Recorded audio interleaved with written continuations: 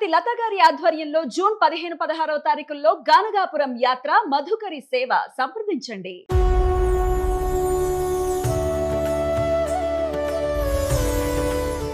అందరికీ నమస్కారం. భగవత్ లీలలు కార్యక్రమానికి స్వాగతం.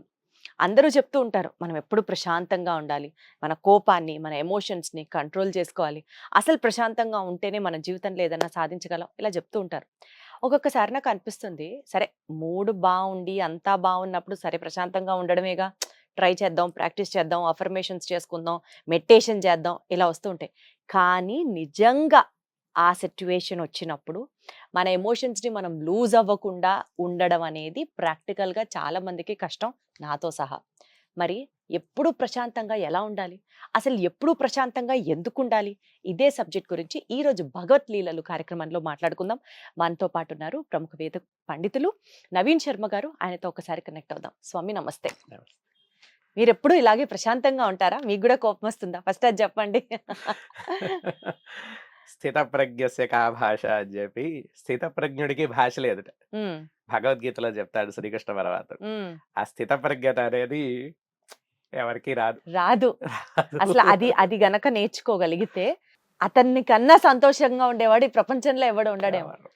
అది అర్జునుడు నేర్చుకున్నాడు కాబట్టి భగవద్గీత చెప్పగలిగాడు శ్రీకృష్ణుడు ఎదురుకుండా నుంచి. అంటే అది ఆ క్వాలిటీ ఉన్న వాళ్ళకే భగవంతుడు కనిపిస్తాడంట. అంతే. అది మనం అలవాటు చేసుకోవాలి ఫస్ట్. అసలు సాధ్యమవుతుందా? దానికోసమే ఫస్ట్ స్టెప్ లో ఉన్నాం మనం. అసలు ఫస్ట్ స్టెప్ లో ఉన్నది ఏంటంటే భగవంతుడి గుడికి వెళ్ళడం. అసలు ప్రశాంతత అనే సబ్జెక్ట్ మొదలయ్యేదే గుడికి వెళ్ళడం. నా చిన్నతనంలో నేను ఒక గుడికి వెళ్ళాను. ఆ గుడి బయట ఒక బోర్డు, మీరు చెప్పులు మీ మాటలు రెండు గుడి బయట వదిలి రండి. చెప్పులు మాటలు అంటే రెండు కలిపితే ఏమిటంటే చెప్పుడు మాటలు కూడా. అంతేగా. రెండు అంటే చెప్పులు మాటలు రెండు వదిలిపెట్టేసి లోపలికి వెళ్ళిన తర్వాత పూజారి గారు కూడా గట్టిగా కూడా మంత్రాలు చెప్పరు. ఒక కృష్ణ పరమాత్మ విగ్రహం, ఆ విగ్రహం ఎదురుకుండా పెద్ద హాలు. ఆ పెద్ద హాల్లో 1000 మంది కూర్చోవచ్చు. 1000 మంది కూర్చున్నా ఒకటే భాష. ఏం భాష అంటే అది మౌనం అనేటటువంటి భాష. వాళ్ళు అక్కడ మంత్రం చెప్తారు, శ్లోకం చెప్తారు, ఏవైనా సరే అది ఎలా ఉంటుందంటే ఒక మంద్రమైనటువంటి స్వరంలో ఉంటుంది. అరుచుకోరు, గట్టి గట్టిగా నవ్వరు. భగవంతుడి యొక్క దేవాలయానికి వెళ్తే ఎలా ఉండాలి అసలు ఒక మౌనంతో వెళ్ళాలి. భగవంతుడి నామాన్ని మన మనస్సులో జపిస్తూ ఉండాలి. అది వెళ్ళాలి, చక్కగా ప్రదక్షిణ చేయాలి, కాళ్ళు కడుక్కోవాలి ముందు ఫస్ట్ వెళ్ళంగానే. ఎందుకు కాళ్ళు కడుక్కోవాలి? ఈ బుర్రలో ఉన్నటువంటి మట్టి, కాళ్ళ కంటే మట్టి రెండింటిని వదిలించుకోవాలి. వదిలించుకుని రావాలి లోపలికి వచ్చి ధ్వజస్తంభం చూడాలి ఫస్ట్. ఆ పైన గంటల్ని చూడాలి, ధ్వజస్తంభం పైన ఉన్న గంటలు. అది ఫస్ట్ మనకి ప్రశాంతతనిస్తుంది. అంత పొడుగ్గా ఉన్నటువంటి గంటలు, ఆ పైనున్న గంటలు శబ్దం చేయి, దేవాలయాలు మౌనంగా ఉంటాయి. అది నేర్చుకున్నాం ఫస్ట్. ఓకే. అక్కడి నుంచి లోపలికి వెళ్ళి ప్రదక్షిణ, చుట్టూ ప్రదక్షిణ చేస్తాం. మౌనంగా ప్రదక్షిణ చేసి తోసుకో, పరిగెత్తకూడదు. ప్రదక్షిణ సామాన్యంగా చేయాలి. ఓకే. అసలు మనం గుడికి వచ్చింది ఎందుకు? అసలు మనం భగవంతుడితో టైం స్పెండ్ చేయడానికి. అంతే తప్పించి నేను ఆఫీస్కి వెళ్తూ ఈరోజు నేను తంబ్ వేయాలి ఆఫీసులో, అది నా నిత్య కృత్యం, అది తప్పదు. అలా తంబ్ వేయడానికే గుడికి వస్తున్నావు. ఇది నీ డ్యూటీ కాదు. నువ్వు వర్క్లో ఉండేటటువంటి ప్రెషర్ని నువ్వు తట్టుకోవడం కోసం డ్యూటీకి వెళ్ళే ముందు దేవుడిని ఒకసారి ప్రార్థన చేసు. ఆ ప్రశాంతతని మైండ్కి అలవాటు చేసుకో. వర్క్లో మొత్తం టెన్షన్ రిలీఫ్ చేసుకోవడం కోసం సాయంత్రం గుడికి వెళ్తాం, అంతే, రిలీఫ్నెస్ కోసం. భగవంతుడు అక్కడ ఉన్నాడు లేడు అది సబ్జెక్ట్ పక్కన. అసలు దేవాలయానికి వెళ్ళి ఆ ప్రశాంతత అలవాటు చేసుకోవడం అనేది ఫస్ట్ ఇంపార్టెంట్. ప్రదక్షిణ లైన్లో నుంచోవాలి. నాకు బాగా ఒకానొక సందర్భం బాగా గుర్తుంది. నాకు మన దుర్గవుడిలో చాలా లైన్లు ఉంటాయి, పెద్ద లైన్ ఉంటుంది, పెద్ద పెద్ద దేవాలయాల్లో లైన్. ఒక ప్రముఖమైనటువంటి ఒక పెద్ద వేద పండితుడు ఒక ఆయన. ఉమ్, ఆయన భార్య చాలా అదేంటి మడిగా ఆచారంగా శుచిగా ఉంటారు. నేను మా ఆవిడ దర్శనానికి వెళ్ళాం. ఇన్ని చెప్పే నేనంటే మీరు ఇందాక అడిగారు కదా, మీకు కోపం వస్తుందా, నవ్వుతూ ఉంటారా, ప్రశాంతంగా ఉంటారా అని అడిగారు కదా. నేను చాలా హడావిడిగా ఉన్నా ఆ రోజు.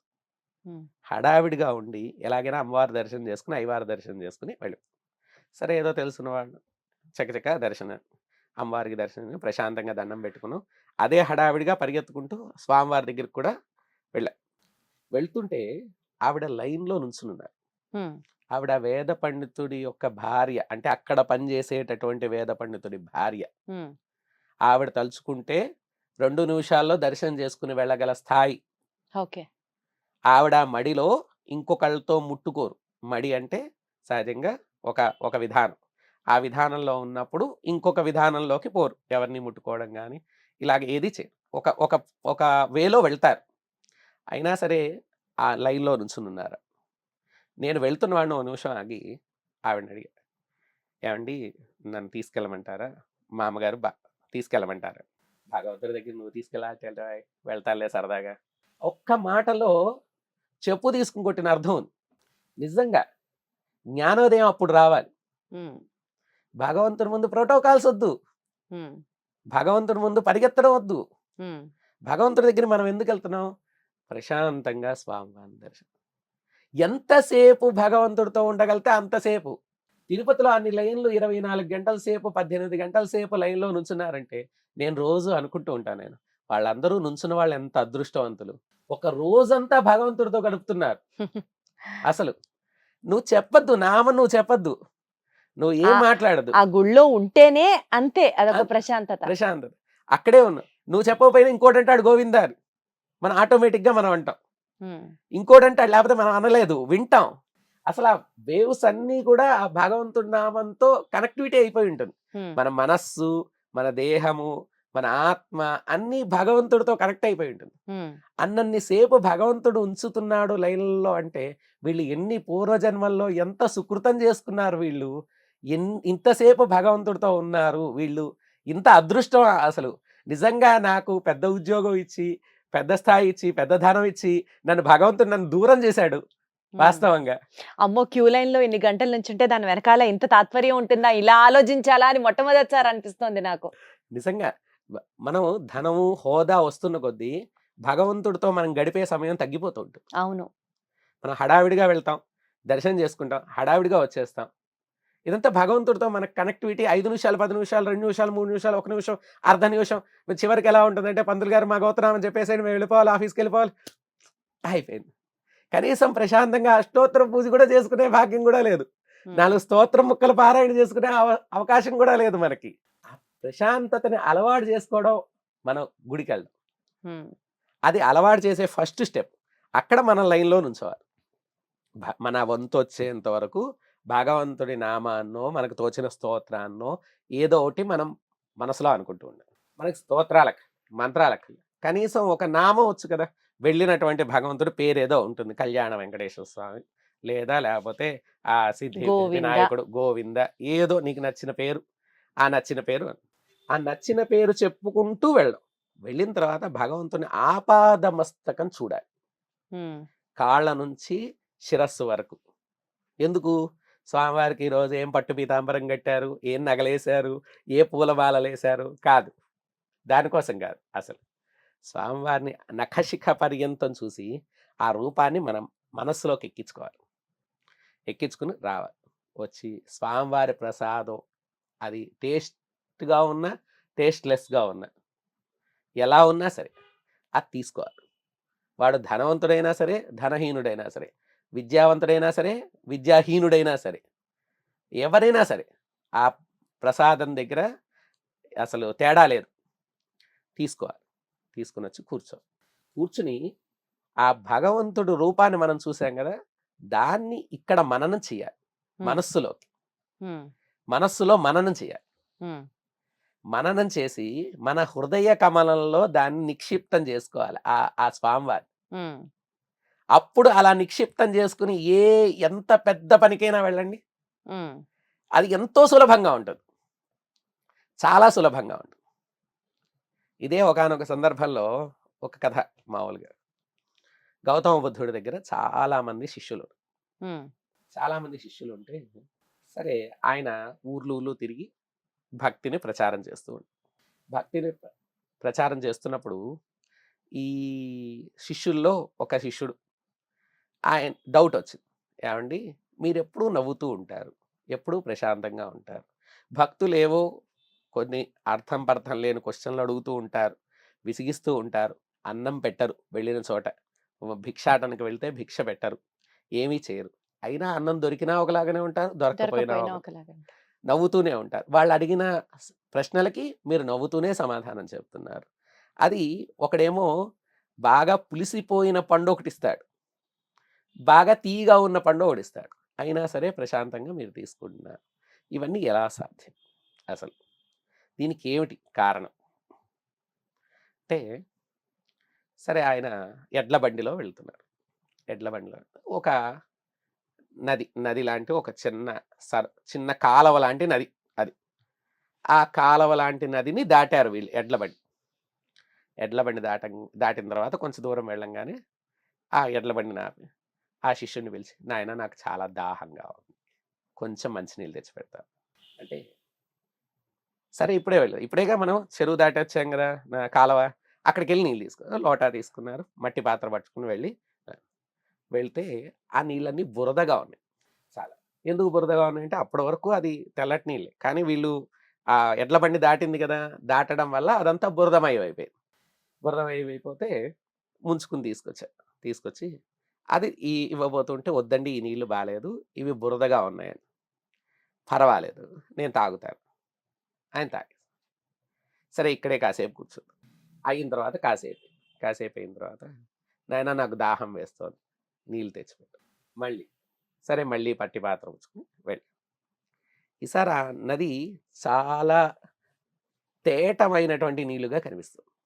ఆ తేటగా ఉన్నటువంటి నీళ్ళల్లో ముంచి మళ్ళీ నీళ్ళు తీసుకు ఆయన అవి కూడా తాగేది. ఆయన శిష్యుడితో, ఇప్పుడు ఈ బురదగా ఉన్న నీటికి ఈ తేటగా ఉన్న నీటికి ఏమిటి తేడా? ఆ నీరు ఒకటే, ఈ నీరు ఒకటి. పోనీ ఈ బురదగా ఉన్న నీటిని నువ్వు శుభ్రపరచడానికి ఏమైనా చేసావా అసలు? ఏమైనా నువ్వు అక్కడ నేను అడిగాను, గురువు గారిగా నేను అడిగినప్పుడు నీ కర్తవ్యం ఏమిటి? వాస్తవికమైనటువంటి కర్తవ్యం ఏమిటి? గురువు గారు తాగడానికి మంచి పరిశుభ్రమైనటువంటి నీటిని అందించడం శిష్యుడి బాధ్యత. అంతేగా. నువ్వు దాన్ని శుభ్రపరిచి ఏమైనా తీసుకొచ్చావా? లేదు. దానికోసం తాపత్రయపడ్డావా? లేదు. ఏమీ చేయలేదు. మరి ఓ 10 నిమిషాలు పావుగంట అయిన తర్వాత మళ్ళీ నీళ్ళు తీసుకొస్తే ఆ తనంతట అది శుభ్రపడిపోయి. ఎలాగైతే నది కానీ చెరువు కానీ కాలువ కానీ అది బురదమయం అయిన వ్యక్తుల చేత, తనంతట తను కాదు, వేరే వ్యక్తుల చేత కానీ వస్తువుల చేత కానీ సంఘటనల చేత కానీ అది మలినమైన తనంతట తను అది శుభ్రపరుచుకుంది. తనంతట తను తన మాలిన్యాన్నంతా పోగొట్టుకుంది. ఆ మాలిన్యం ఎక్కడుంది? మళ్ళీ తన కిందే ఉంది, కానీ పైన ట్రాన్స్పరెంట్గా తన నీటిని తను అక్కడ చూపిస్తాడు.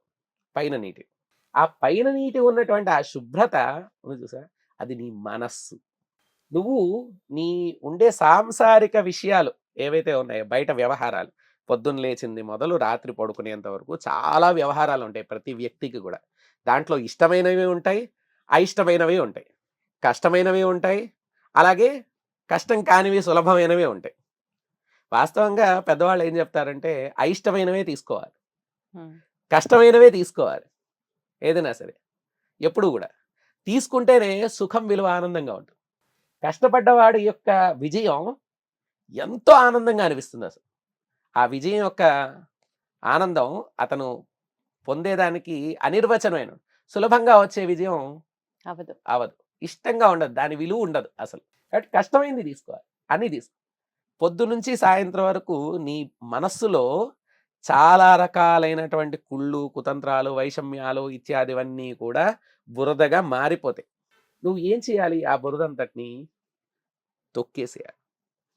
నీ ప్రశాంతమైనటువంటి ఏకాగ్ర చిత్తంతో ఉన్నటువంటి ఆ ప్రశాంతత, భగవన్నామం అనేటటువంటి ఆ యొక్క ప్రశాంతతకు, భగవన్నామంతో కూడుకున్నటువంటి ఆ ప్రశాంతత ఏదైతే ఉందో అది పైన నీకు ట్రాన్స్పరెంట్గా ఉండదు. ఆ ఏకాగ్రతని మాత్రమే నువ్వు తీసుకోవాలి. మొట్టమొదటి మీరు మాట్లాడుతున్నప్పుడు మనం ఈరోజు ప్రశాంతత కోసం ఏదో ఒకటి చేసేద్దాం, యోగా చేద్దాం, అది చేద్దాం, ఇది చేద్దాం అని మనసు కనిపిస్తుంది చూసారా, దాన్ని నిలబెట్టుకోలేరు. ఎందుకు నిలబెట్టుకోలేరంటే ఒక ఒక వర్గంగా ఒక సాధనగా ఆ పని చేయరు. సాధన అంటే కూర్చుని ముక్కు మూసుకుని తపస్సు చేయడం కాదు. భగవంతుడి దగ్గరికి వెళ్ళేదాన్నే సాధన చెయ్యి. రోజు దేవాలయానికి నేను చెప్పిన రీతిగా వెళ్ళి భగవంతుని పూజ చెయ్యి. వెళ్ళేటప్పుడు ఏం చేయొద్దు, నువ్వు పూలు తీసుకెళ్ళొద్దు, కొబ్బరికాయలు తీసుకెళ్ళొద్దు, అగరవత్తులు తీసుకెళ్ళొద్దు. కొబ్బరికాయ తీసుకెళ్ళిన దగ్గర నుంచి నా కొబ్బరికాయ కొట్టలేదు, నా కష్టోత్తరం చెప్పలేదు. ఎందుకు ఈ తాపత్రయం అంతా? నువ్వు భగవంతుని చూస్తున్నావు, భగవంతుడు నిన్ను చూశాడు. భగవంతుడు నువ్వు కోరికలు కోరుకోవాలా? ఏం కోరికలు కోరుతావు అసలు? ఈ కోరికల గురించి మనం ఇంకోసారి ఎపిసోడ్ చెప్పుకుందాం. కానీ అసలు తప్పకుండా మామూలుగా మాట్లాడుకుందాం. అసలు అసలు ఏమి కాదు. అసలు ప్రశాంతతని చేకూర్చుకోవడం అలవాటు. తపస్సులాగా రోజు గుడికి పొద్దున్నో సాయంత్రం భగవంతుడి యొక్క విగ్రహాన్ని మనస్సులో నిక్షిప్తం చేసుకుని ఆ నామాన్ని పదే పదే ఉచ్చరి. ఆ గుళ్ళో ఉన్నంతసేపు అయినా, గుళ్ళో ఉన్నంతసేపు తదేక చిత్తంతో, గుళ్ళో కూర్చుని ఫోన్లు మాట్లాడదు, గుళ్ళో కూర్చుని పక్కన వాళ్ళతో పోసుకోలు కబులు చెప్పద్దు. అంటే స్థితప్రజ్ఞత రావాలి అని అంటే మొట్టమొదటి స్టెప్ మనం గుడికెళ్ళాలి. గుడికెళ్ళి మీరు చెప్పిన విధానంలో ఫస్ట్ కాళ్ళు కడుక్కొని, తర్వాత ధ్వజస్తంభం చూసి, తర్వాత స్వామి చుట్టూ ప్రదక్షిణాలు చేసి, పాదాల నుంచి మస్తకం దాకా స్వామిని కళ్ళారా చూసుకుంటూ, తర్వాత ఆ రూపాన్ని మన హృదయంలో నిక్షిప్తం చేసుకొని, ఈ రకంగా ఆ ప్రసాదం స్వీకరించిన తర్వాత స్వామి నామస్మరణ చేస్తూ స్వామి రూపాన్ని గనక మనం గుర్తుంచుకొని ఉంచుకోగలిగితే స్థితప్రజ్ఞత వస్తుంది అంటారా? ఖచ్చితంగా సాధన వల్ల ఖచ్చితంగా ఇది కలుగుతుంది. రోజు చేస్తూ ఉంటే. రోజు గుడికి వెళ్ళడానికి ఆస్కారం లేదనుకుందాం, అప్పుడు భగవంతుడి ముందు పొద్దున్నే దీపారాధన చేస్తాం. భగవంతుడి ఫోటో ఉంటుంది మన ఇంట్లో, ఇష్టమైన భగవంతుడు ఏదైనా కానీ. భగవంతుడికి అనేక రూపాలు, అసలు నిరూపం, అసలు భగవంతుడు నిరూపం. ఆయన మన కోసం రకరకాల రూపాలు ధరించాడు. ఆయన దాంట్లో మనకి ఇష్టమైనది ఏదో పటం పెట్టుకున్నాం, ఆ పటం ముందు దీపారాధన పెట్టుకున్నాం. ఆ దీపారాధన చూస్తూ అక్కడ 10 నిమిషాలు ఓ నమస్కారం, ఆ నామాన్ని, స్వామివారి నామాన్ని స్మరిస్తూ ఆ పటాన్ని, ఆ దీపాన్ని చూస్తూ ఓ నమస్కారం చేస్తాం. 10 నిమిషాలు ఏకాగ్ర చిత్తంతో అదే పని, అదే తపస్సు. అది కూర్చుని చేస్తారా, నుంచుని చేస్తారా, వాళ్ళ సౌకర్యం ఎలా చేస్తారు. ఆ భక్తికి ఆ తార్పణానికి మనం కొలమానం ఏం లేదు. ఇంకా నిశ్చలత్వం కావడం అంటే పెద్ద పెద్ద పూలదండలు వేయడం పని కాదు. భగవంతుని ఏకాగ్ర చిత్తంతో ధ్యానించు, అంతే. ఇంత సింపుల్ అండి. స్థితప్రజ్ఞత, పెద్ద పెద్ద పదాలు ఇందాక మనం అనుకున్నాం కదా, మన ఎమోషనల్ బ్యాలెన్సెస్, కోపం రాకుండా ఎలా ఉండాలి, ఎప్పుడు నవ్వుతూ ఎలా ఉండాలి, ఇవన్నీ సాధించగలగాలంటే చాలా చాలా చాలా రెగ్యులర్ ఎక్సర్సైజ్ లాగా ఐదర్ రోజు టెంపుల్కి వెళ్ళడం, లేదా భగవన్ నామ స్మరణ ఇంట్లో ఓ పటం ముందర కూర్చొని స్వామిని ధ్యానించడం వల్ల చేకూరుతుంది అని ఖచ్చితంగా చెప్తున్నారు మీరు. ఖచ్చితంగా. సో ఒకసారి అలవాటు చేసుకొని చూడండి. అంటే చాలా చాలా చేస్తూ ఉంటాం ఆ స్థితప్రజ్ఞత కోసం. ఒకసారి ఈ విధానాన్ని అవలంబించి చూడండి, తప్పకుండా మార్పు వస్తుంది అని నేను నమ్ముతున్నాను. ఇంకొక భగవద్గీతల ఎపిసోడ్లో మళ్ళీ కలుసుకుందాం. ధన్యవాదాలు.